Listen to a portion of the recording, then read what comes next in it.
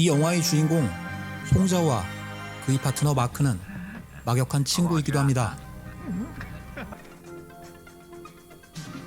이들은 겉으로는 꽤나 합법적으로 일을 하는 것 같지만 사실 매우 옳지 못한 일입니다. 위조 지폐를 유통하는 조직에 몸담고 있죠. 그리고 송자오에게는 우애가 돈독한 동생이 있습니다. 그 누구보다 사랑스러운 동생과 형 사이죠. 하지만 동생이 가는 길이 형과는 좀 달라 보입니다. 아버지는 송자오의 손을 잡으며 이야기를 하죠. 동생과 다른 길을 걷지 말라는 이야기였고, 송자오는 아버지의 이야기를 새겨듣습니다. 효심이 가득한 송자오는 일사천리입니다. 이번 대만건을 끝내면 일을 그만두겠다고 마크에게 이야기하죠. 그렇습니다. 마지막 한 번의 일만 끝내고 송자오는 이제 동생에게 누가 되지 않는 삶을 살아가려고 합니다.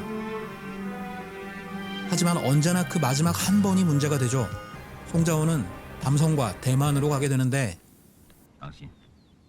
아무래도 분위기가 좀 이상합니다. 점점 위협을 느낀 그는 경계를 풀지 않습니다. 결국 예상이 맞았습니다. 누군가 함정을 꾸민 게 분명했습니다. 하지만 일단은 그런 걸 생각할 겨를이 없었죠. 송자오 일행은 일단 몸을 피합니다. 그리고 그날 밤에는 아버지와 송자골이 있는 집에 괴한이 침입합니다. 송자오가 있던 조직에서 보낸 사람이었습니다. 뭔가 송자오 주변에 커다란 일이 벌어지고 있는 모습이죠. 집안 식구들과 괴한의 난투극이 벌어집니다. 그리고 생각지도 못한 상황에서 아버지가 칼에 맞게 되죠. 결국 살해당하게 되는데요. 아버지는 형을 용서하라는 말을 남긴 채 눈을 감습니다. 생각지도 못한 상황에 자골은 울부짖습니다. 한편 송자오의 상황, 그는 경찰에 쫓기고 있었습니다. 그리고 이 상황이 너무 이해합니다. 하지만 어느 순간 가족을 떠올리며 그다운 결단을 내리게 되죠. 송자오는 희생을 두려워하지 않는 사람입니다.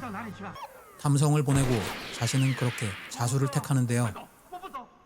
그는 한 번 결정한 것을 번복하지 않는 우직한 사람입니다.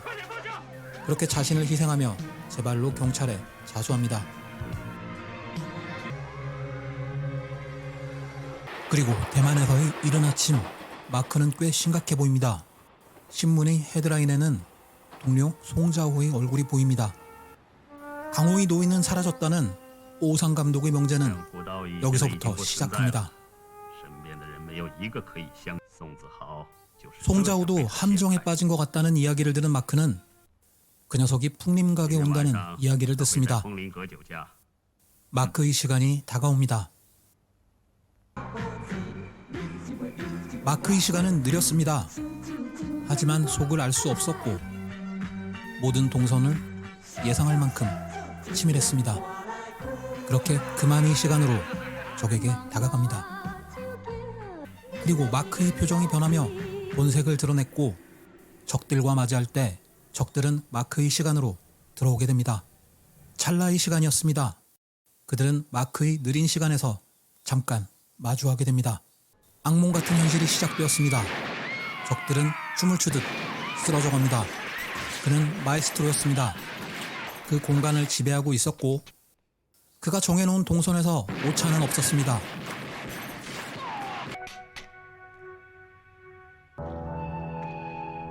하지만 운명 같은 총성이 울렸고 역시 그가 정해놓은 규격으로 적에게 타격을 가합니다. 그리고 더 잔인하게 복수를 가합니다. 그렇게 3년이라는 시간이 흘러갑니다. 그들의 인생도 많은 변화를 맞게 됩니다. 서로의 관계도 서로의 위치도 뒤죽박죽이 되어버리죠. 형기를 마친 송자오는 동생을 찾아갑니다.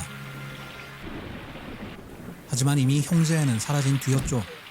자걸은 할 수 있는 모든 분노를 형에게 전해줍니다. 그렇게 모욕을 당했지만 송자오는 새로운 삶을 다짐합니다. 대만에서의 일이 마지막이어야 한다는 아버지의 조언은 성공했던 실패했던 유효한 겁니다. 새 사람이 되는 것과 우애를 강조했던 아버지의 말씀을 무직하게 지켜가려 합니다. 그리고 새로운 삶을 시작하죠. 과거와는 완전히 단절된 것처럼 말이죠. 하지만 그에게는 둘도 없는 친구 마크가 있었습니다. 과거와의 단절이 우정까지 단절시킨다는 이야기는 아니죠. 하지만 세상은 너무나 바뀐 것 같습니다. 마크도 달라졌고 곁에 있던 부하 담성도 위치가 달라진 것 같습니다. 주차장 구석에서 초라하게 요기를 때우는 마크에게 송자호가 말을 건넵니다. 그 둘은 회한의 눈물을 흘리며 호응을 하죠. 송자호는 말합니다. 이곳은 더 이상 우리 세계가 아니라고요. 근데 여기서 뭘 하는 거냐고 꿈을 꾸는 듯한 마크에게 현실을 이야기해 줍니다. 세월이 흘렀지만 마크는 아직 계획이 있어 보였습니다. 하지만 우정도 송자호의 생각을 바꿀 수 없었죠. 둘은 이제 가는 길이 달라 보였습니다. 송자걸은 담성을 조사 중이었습니다. 그런데 하필 그곳에 돌아온 송자호를 위한 술자리가 마련되었네요. 자걸은 형을 밖으로 끌어냅니다. 그리고 모욕을 주면서 감정적으로 다그치죠. 형은 한 번만, 단 한 번만 기회를 달라고 하지만 자걸은 자걸대로 자신의 처지에 분노합니다.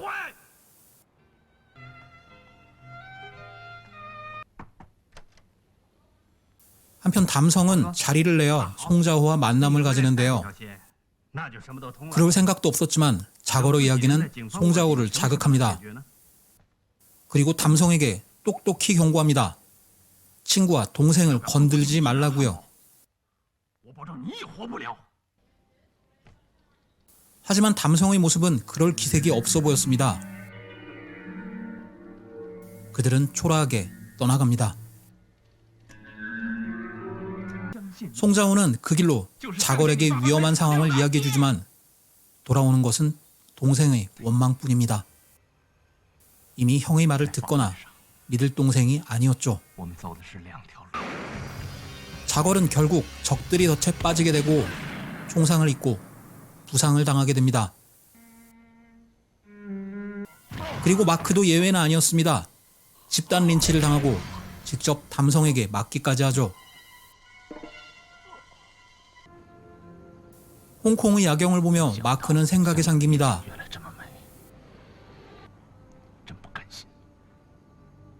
그리고 마지막으로 한 번만 같이 하자고 하죠. 송자호는 굳건합니다. 과거는 과거일 뿐이고 이미 지나간 거죠. 하지만 마크는 아닙니다. 자신은 아직 살아있다고 하죠. 친구마저 잃기 싫다는 송자호에게 마크가 소리칩니다. 그저 잃은 걸 돌려받고야 마는 사람이란 걸 달인이들에게 보여주기 위함이라는 걸요. 그저 손을 씻었다고 끝나는 게 아니라는 거. 그래서 매번 쫓기고 배신당하는 송자호에게 외칩니다. 나는 다르게 살 거라고요.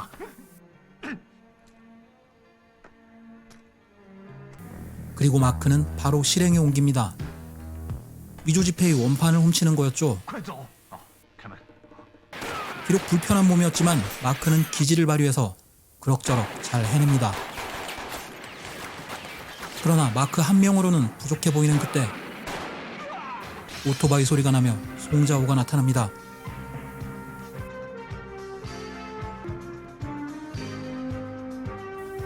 그렇게 그들은 말없이 서로를 바라보며 가슴속에 불을 지핍니다.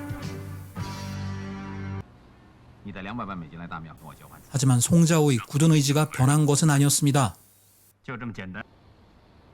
송자호는 우정과 굳은 의지를 모두 지키려는 계획을 갖고 있었습니다. 친구에게는 자유를, 동생에게는 입지를 만들어주는 방법이었죠. 매우 좋은 방법이었지만 단점은 한 명이 희생해야 한다는 것이었죠. 사실 삶의 방향성은 완연하게 다른 두 사람이었지만 이 둘은 우정과 의리라는 접점에서 완벽하게 맞닿아 있죠. 삶을 바라보는 태도가 그들의 시선에서 옳던 옳지 않던 서로 존중합니다. 결국 이들은 담성을 위협하고 보트 앞까지 가게 되죠. 바로 성공의 눈앞까지 와 있다는 이야기입니다. 하지만 송자호는 마크를 먼저 보내게 됩니다.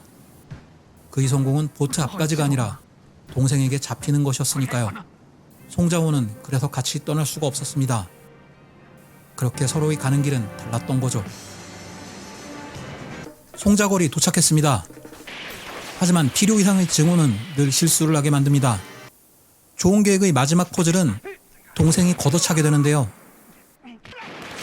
결국 총성이 울리고 말았습니다.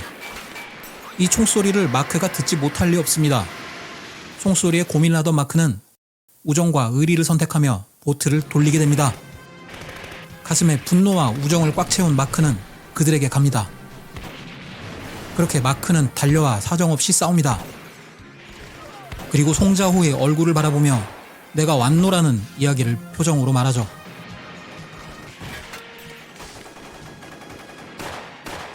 마크는 이 형제들과 적을 맞이하며 계속 싸웁니다. 세상에 대한 울분과 분노를 담아 마크는 소리치며 총을 난사하죠. 하지만 이들의 형제가 계속 마음에 걸리죠. 그리고 형을 원망하는 동생을 꾸짖죠.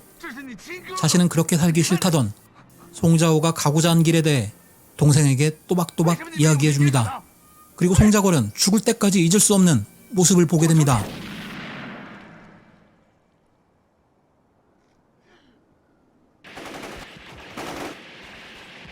총통으로 총을 맞은 마크는 그렇게 산화해갑니다.